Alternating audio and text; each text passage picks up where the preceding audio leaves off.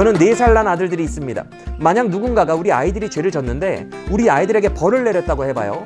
근데 그 아이들이 4살로는 도저히 감당할 수 없는 벌을 내린다면요, 저는 기꺼이 제가 대신 그 벌을 받아내면 안 되느냐고 말할 것입니다.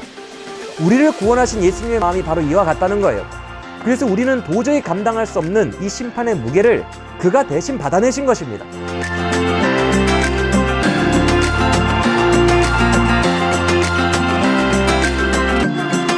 안녕하세요. 성경에 더했다 장민웅 목사입니다. 마가복음에는요, 예수님의 고난 예고 장면이 총 3번이 나옵니다. 모두 다른 사람들을 물리시고 제자들만 놓고 은밀하게 해주세요. 그러나 제자들은 그때마다 어떻게 반응하죠?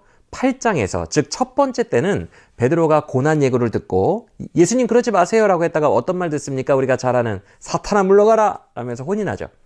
9장에서는요, 제자들이 예수님이 죽으실 거라는 예고를 들은 후에 이 말씀을 깨닫지도 못하고 묻기도 두려워하더라 이렇게 말씀합니다. 그리고 마지막 3번째 예고인 10장에서는요, 아예 예수님의 순환 예고 자체를 무시해버리고요, 이 땅에서 잘 먹고 잘 사는 문제를 놓고 다투고 있는 못난 제자들의 모습을 보이고 있는 것이죠. 그래서 마가복음을 연구하는 분들이요, 사복음서 중에 마가복음이 제자들을 가장 못나게 그리고 있다라는 평가도 하고 그러시는 거예요. 그러나 오늘은요, 이런 마가복음에 나타난 제자들의 몰이해와 관련해서 조금 더 깊이 묵상해 보면 좋겠어요. 복음적인 더 깊은 이해 속에서 말입니다. 오늘 우리가 다룰 본문은요, 주님이 아까 전에 제가 그랬죠? 순환 예고를 3번 했다고요. 근데 그 중에서 3번째로 하셨던 10장에 있는 순환 예고인데요. 마가복음 10장 32절 이하의 말씀입니다. 먼저 32절을 보면 아주 독특한 표현이 있어요. 예루살렘으로 올라가는 길에 예수께서 그들 앞에 서서 가시는데 그들이 놀라고 따르는 자들은 두려워하더라. 여러분, 실제로 성경을 찾아보시고 앞뒤 문맥을 보시면 아시겠지만요, 이 문장은 되게 뜬금없이 나와 있는 문장이에요. 이야기라는 게 개연성이 있어야 되잖아요.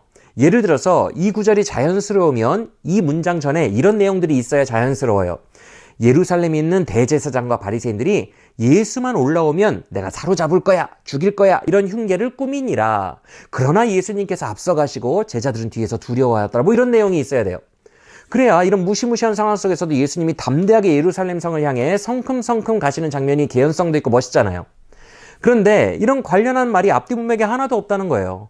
정말 뜬금없이 이 장면이 기록되어 있다는 것입니다. 그런데 여러분, 성경은요, 진짜 안 풀리고 앞뒤 문맥을 봐도 도무지 무슨 소리일지 모르겠는 때가 있는데, 그럴 때에도 가급적 하지 말아야 할 것이요, 추측성 해석입니다. 즉 성경의 모든 해석은 근거가 있어야 된다는 거예요. 그래서 이 본문을 이렇게 보는 것이죠.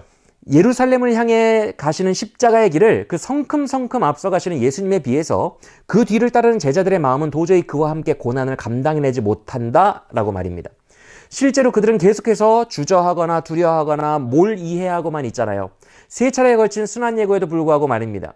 즉 주님이 앞서 가시는 그 길에 따라 나설 수가 없는 제자들과 주님과의 간격, 좁혀질 수 없는 거리감, 이것을 이 본문이 표현하고 있는 것이죠. 이것은 무엇을 말씀합니까? 단순히 제자들이 못나서 그랬음을 고발하는 걸까요? 아닙니다. 이 본문에는 더 깊은 복음적인 의미가 있어요. 그것은 바로 하나님의 아들 예수 그리스도만이 이 사명을 감당하실 수 있다는 것입니다. 성경에 나오는 모든 제자들을 비롯하여 그 어떤 인간도 이 십자가의 언덕에 함께 나아갈 수 없음을, 즉 구조적인 한계가 있기 때문임을 말씀하고 있다는 것이죠.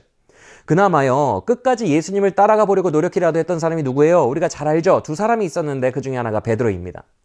그는 그래도 주님을 몰래라도 따라가가지고 주님이 신문 받으시는 가야바의 법정 뜰까지는 가죠.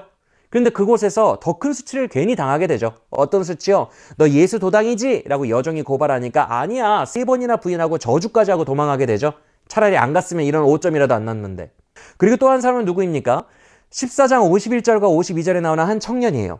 이 청년도 모두가 예수를 버리고 도망하는 그 순간에 조금이라도 더 예수를 따르려고 합니다. 그런데 그러다가 그도 무리에게 잡혀요.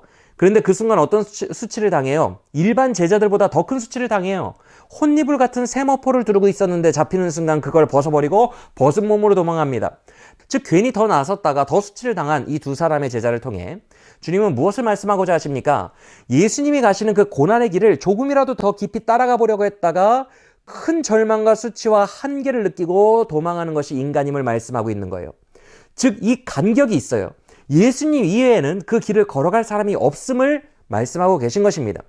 물론 성령을 받은 이후에는 제자들 모두 예수님과 같은 담대한 순교의 길을 걸어가기는 해요. 그러나 우리가 분명히 구분해야 할 게 있어요. 우리가 성령 받고 순교의 길을 걸어가면요, 나는 이 길이 예수님이 가신 길과 똑같은 길을 가고 있어, 이렇게 착각하는 경향이 있는데 엄연히 이건 착각입니다. 왜냐하면 지금 예수님이 지시는 이 십자가의 길은요, 심판을 받으러 가는 거예요. 반면에 제자들의 순교는 심판을 맞이하는 게 아닙니다. 그들은 이미 구원을 약속받은 상태에서 천국으로 가는 영광의 순교를 감당하는 거예요. 십자가는 하나님의 심판이 퍼부어지는 장소입니다. 이 세상 모든 것으로부터 버림받고 버려진 채 오직 홀로 그 불길의 심판을 내 온 존재에 받아내는 장소예요. 그런데 우리가 본래 죽으면 받을 심판이 바로 이런 것입니다. 그때는 그 누구를 의지할 수도 없어요, 여러분. 오직 홀로 외롭게 나의 죄값을 내가 다 받아내야 돼요. 철저하게 버려집니다. 그런데 그분이 어떻게 그 엄청난 두려움의 심판의 길을 묵묵히 자기가 받아야 할 심판인 것처럼 감당해 내십니까? 이유는 단 하나입니다. 그가 이 길을 걸어갈 수 있었던 용기와 의지와 결단, 그것은 바로 여러분을 사랑하시기 때문에 그렇습니다. 사랑하기에 이 악물고 걸어가셨던 거예요. 그 의지로 가셨던 거예요. 이게 바로 예수 그리스도께서 우리를 위하여 베푸신 복음입니다. 이건 그래서 감당할 수가 없는 은혜예요. 사랑의 능력으로만 갈 수 있었던 길이에요. 오직 이 복음의 은혜로 우리는 심판에서 영생으로 옮겨지게 되었음을 믿으시고 이미 구원을 약속받은 그 기쁨 안에서 이제는 주님 걸어가신 그 길을 비슷하게나마 걸어가는 우리 모두가 되기를 원합니다. 오늘 말씀 기억하고 이제는 이미 얻은 은혜와 구원 안에서 이제는 주님을 따라 십자가의 길을 갈 수 있는 제자들이 다 되시기를 예수님의 이름으로 소망합니다. 지금까지 성경에 더했다 장민홍 목사였습니다.